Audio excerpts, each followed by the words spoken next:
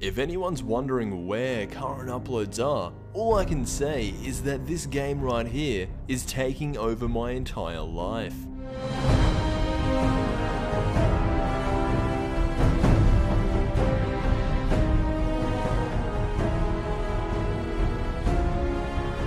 So now that everyone knows what I've been doing, we can get to the topic of this video, which is the 7 most overpowered Dragon Ball Z characters. When I say the most overpowered characters, I'm not talking about the guys who are the strongest, I'm talking about the guys who are powerful, but had no reason to be powerful. Essentially, whose strength didn't make any sense.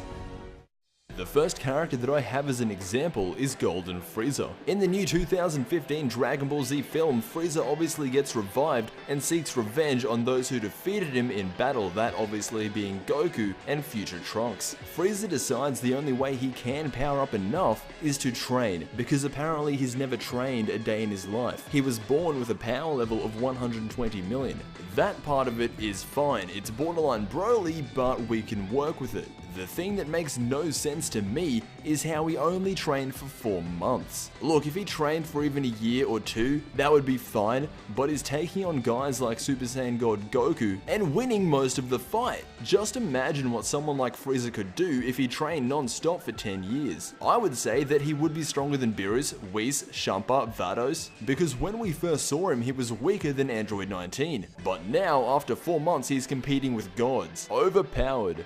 Moving on to the next one, I chose the Cell Juniors, mainly because they were able to defeat every single Z fighter. Vegeta used his final flash on one Cell Junior. The Cell Junior simply caught it and threw it away like it was nothing. Keep in mind, this is the same technique that tore Cell in half. I don't know what these things are made of, but it's probably overpowered.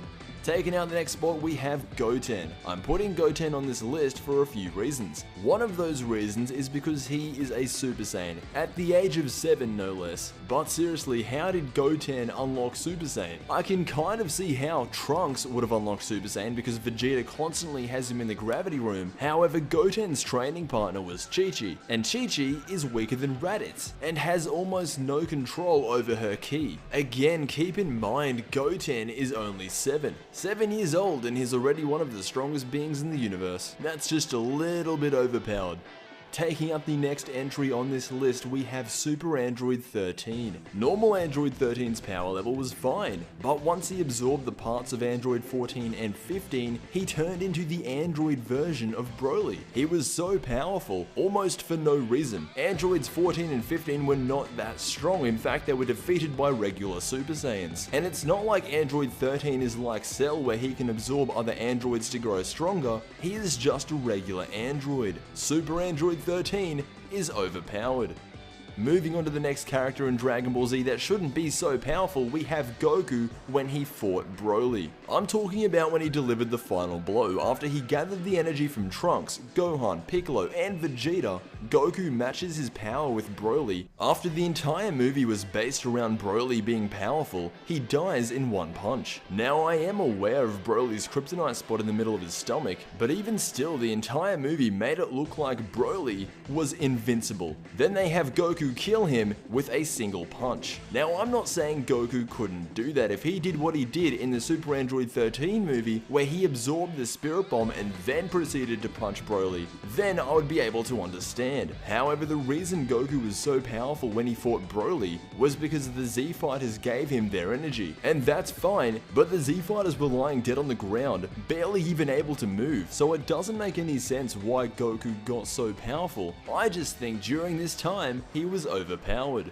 Moving on to the next one, we have Android 19. Now this may just be my own thing, but I don't think Android 19 should have been as powerful as he was. Think about it, Dr. Gero didn't even know what a Super Saiyan was, yet he manages to build machines that are stronger if not on par with Frieza. I know Goku had a heart virus, but if I'm being honest, I don't think Android 19 should be that much stronger than the Ginyu Force. If Dr. Gero really didn't know what a Super Saiyan was, and he had no idea what Namek was, what makes you think that Android 19 would be able to compete with anyone beyond the Saiyan saga?